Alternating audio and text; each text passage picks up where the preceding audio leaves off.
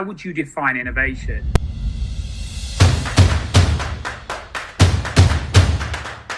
Basically, it's just getting shit done.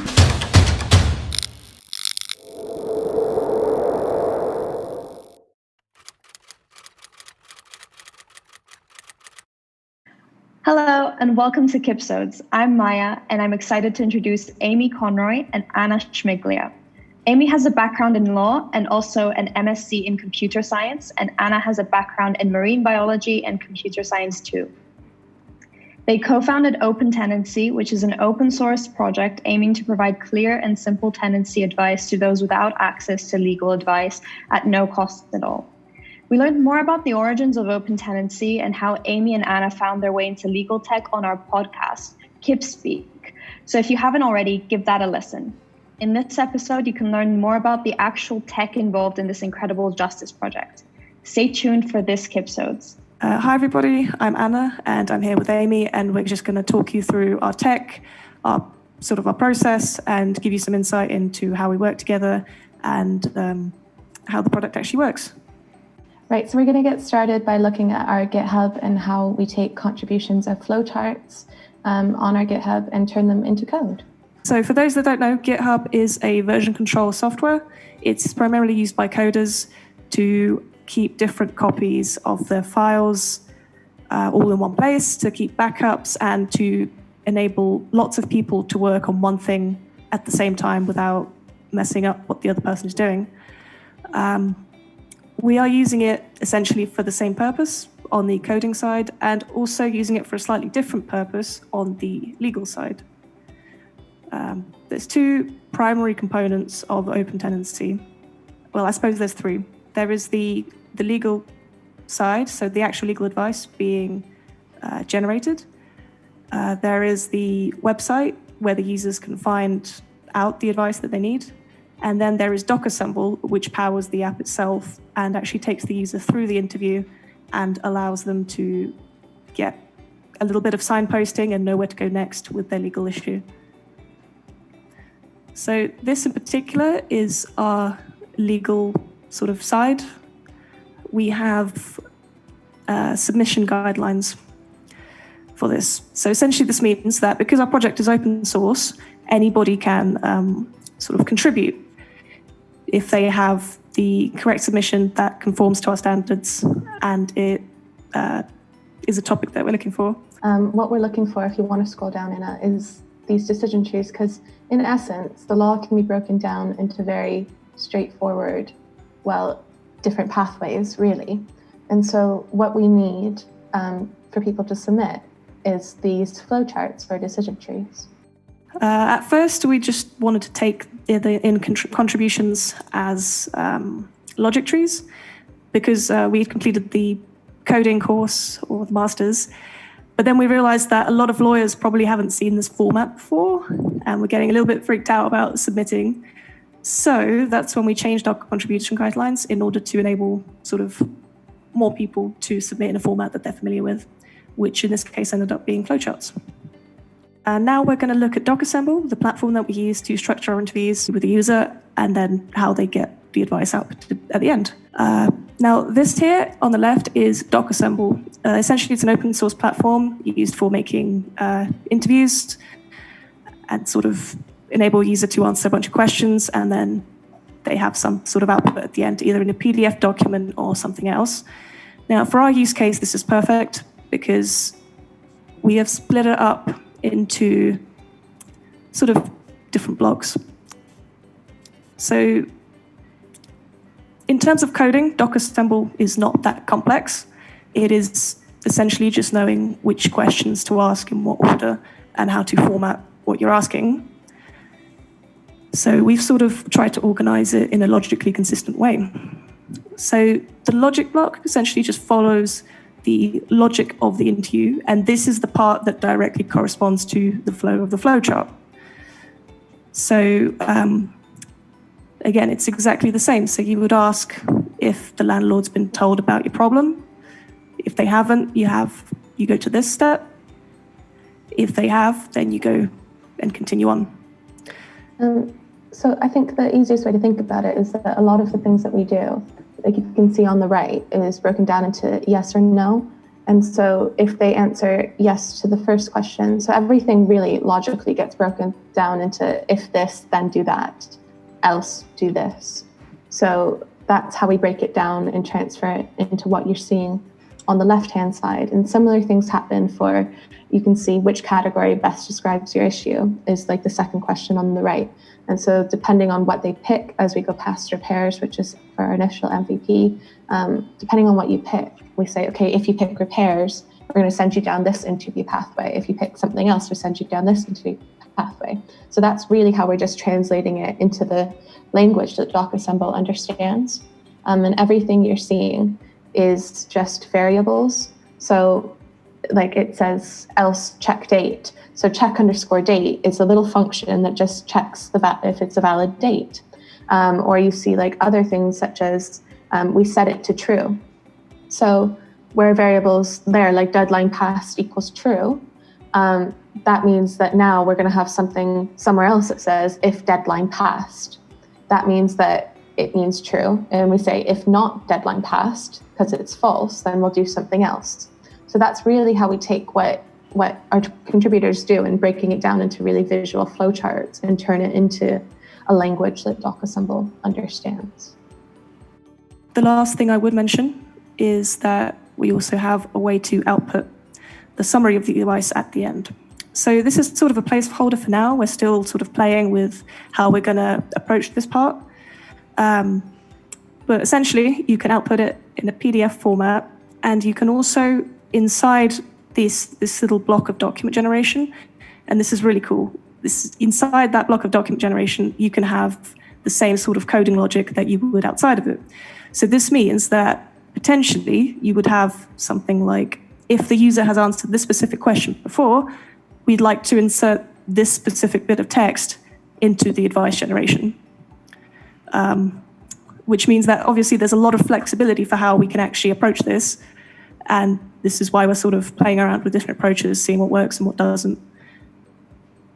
Yeah, and also I think we mentioned it on the podcast as well. In the end, we are going to output like every question that's been asked along with the answer, because in some ways it's not our guidance or advice that's most valuable, but rather, their answers to the question that they can then take to a lawyer or a law clinic and just, save the time of being like, here's my issue, here's all the answers and questions.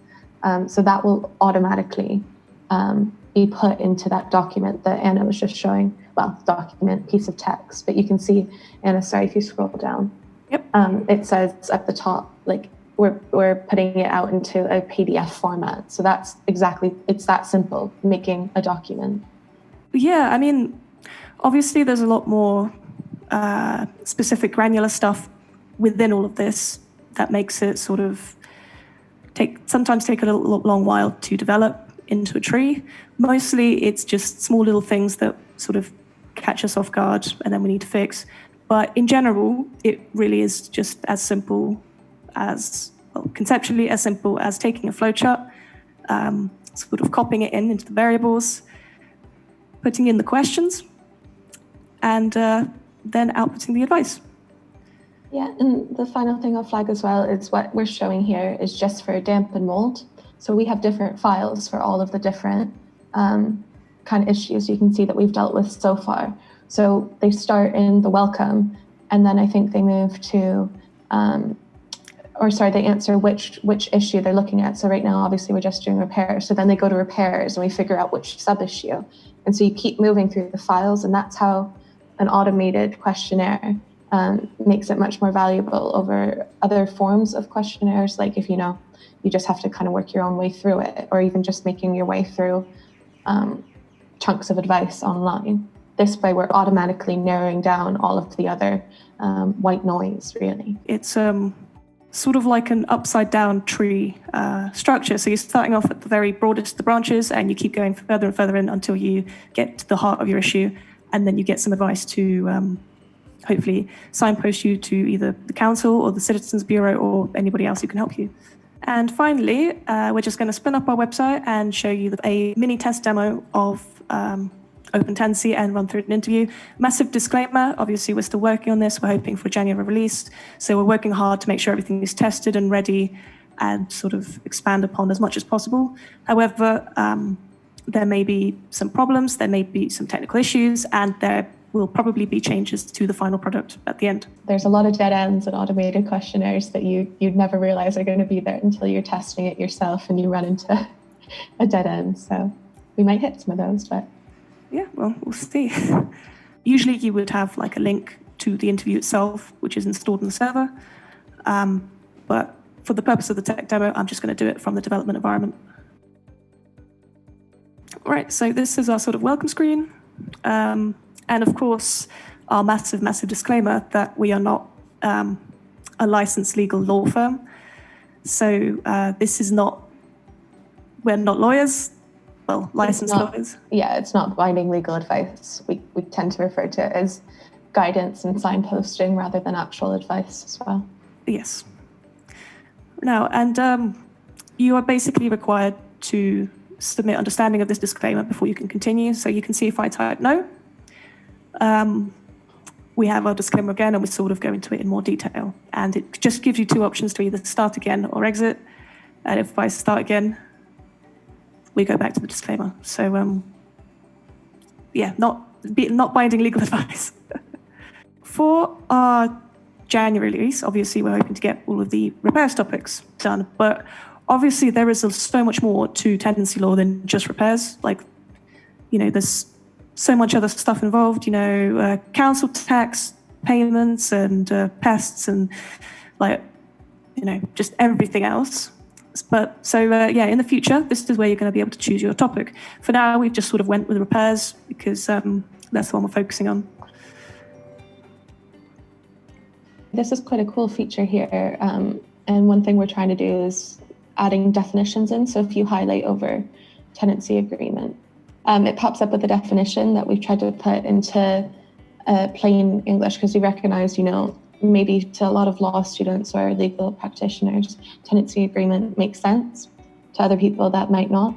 And so that's little things. And what you can see in the flowchart on the right-hand side is those green boxes.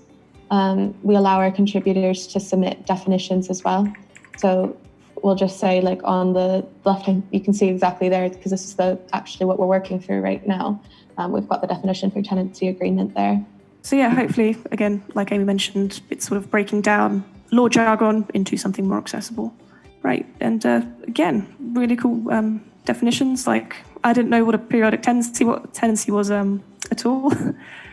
But well, now I do through developing this, which is really awesome. I think we're both learning a lot about tenancy rights. We are, yeah. I didn't know. So much information, it's great. Right, so yeah, I'm just going to sort of follow through till the end and say yes.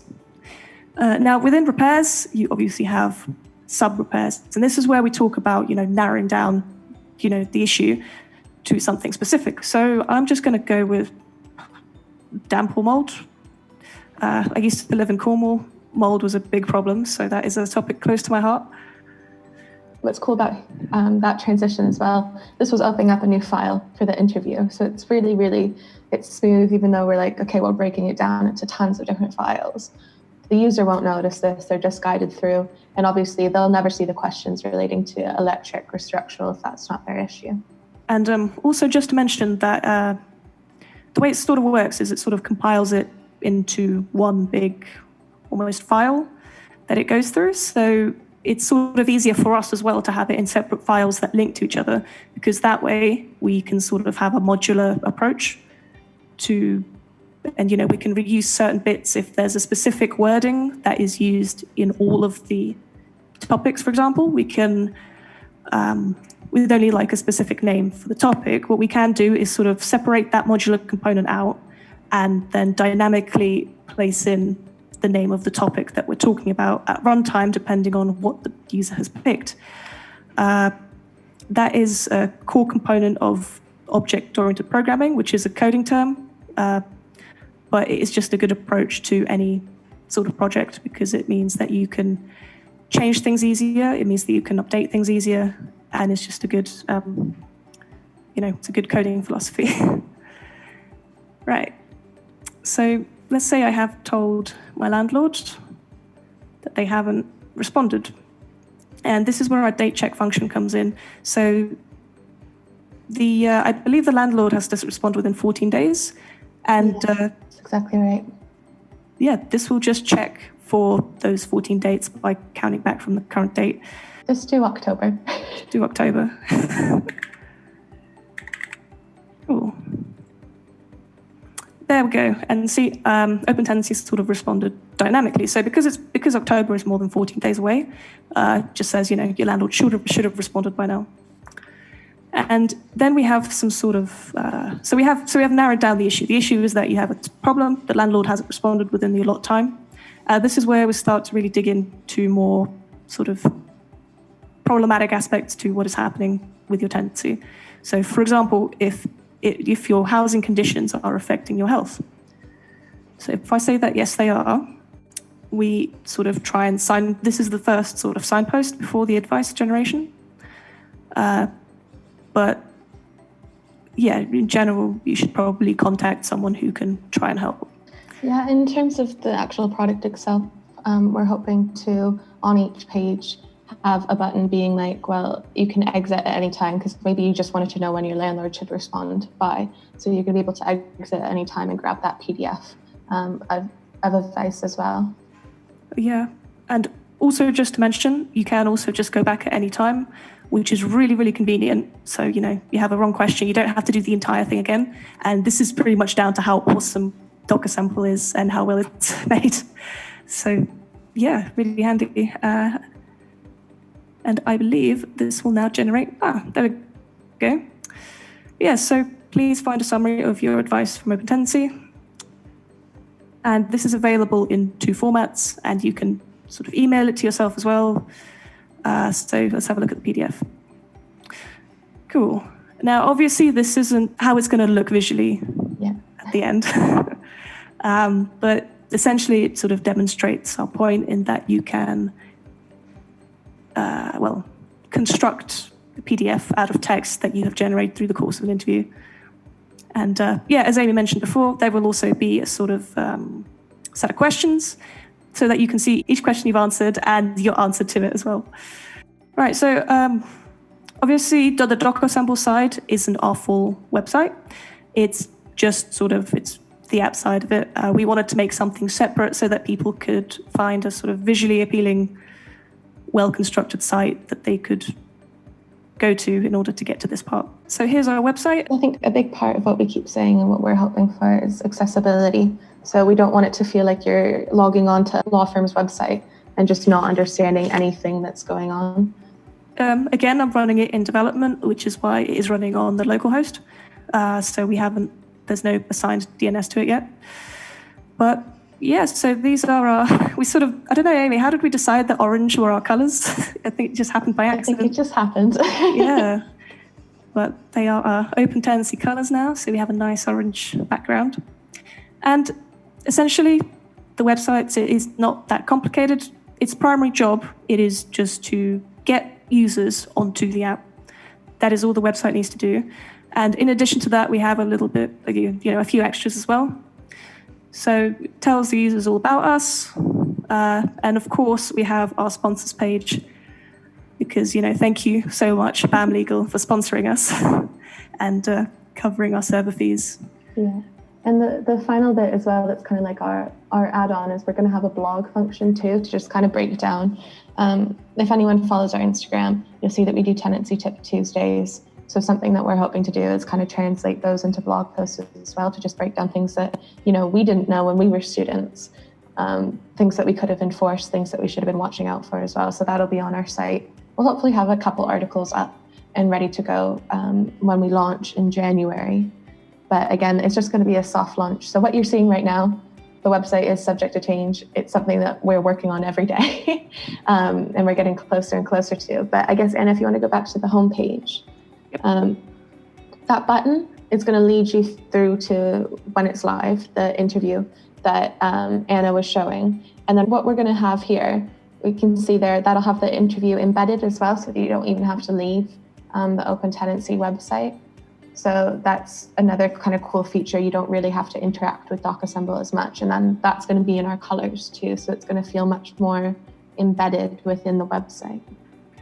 Yeah, definitely. But yeah, at the moment, like you can probably see, it's sort of we're developing and we're testing and we're fixing sort of all at the same time, and also looking at other considerations like user experience and how users interact with this site, and hopefully get some user testing in as well. In particular for the website aspect and for docassemble, this goes as well actually. So different browsers have different standards for how they actually render the content. Because all of this behind the site, it is also just code. If I just bring up this really quickly. So this is what is essentially making our site. So it's just code. It's known as HTML. So I can't remember what they stand for, Amy. Not something that stuck in my head either. But yeah, this is HTML, and this is what makes the website. Now, because it's just words, every piece of browser software will render things in a slightly different way. Now, usually for things like visual sort of aspects, this doesn't matter because they all sort of do it more or less similar enough that you can't notice. But for other things, specifically for things like embedding iframes, and also just another definition. So an iframe is sort of a browser within a browser. So this box is another, well, it's supposed to hold just another web page inside this web page. And it's really convenient for exactly use cases like these, where you want the app to be embedded without, like Amy said, taking them to a different place completely. But yeah, for the more technical aspects, because of the different browsers work, it can be tricky making sure that every single browser works the way you exactly intend to. So that's our entire spiel on OpenTenancy and how it works, and the website too that we'll definitely be launching in January. Yeah, thank you so much for listening to us. If you want to hear news of development and also know exactly when we launch, you can sign up to our newsletter by just typing in your email at www.opentenancy.co.uk, and yeah, I'm sure a link would be appearing on screen. We are also on all of the social media, so we are on LinkedIn, Facebook, Instagram, Twitter. So if you just type in OpenTenancy into Google, we should come right up on the first page. If you're interested in contributing as well, you can find that on opentenancy.co.uk/register too, and also in the link tree on our different social medias, you'll find a link to our GitHub. Stay tuned for the official release of OpenTenancy. Thank you so much, Amy and Anna, for this insight into OpenTenancy at its infancy stages. If you want more bite-sized content like this, please do subscribe to our channel and be sure to follow KIPS on all of our social media for any updates on everything we're doing. The links are all below in the description box. We would love to hear from you. So let us know in the comments your thoughts. If you found this episode interesting, any questions you have that we will try to answer, or any other topics you'd like us to explore. See you on our next episode of KIIPSODES.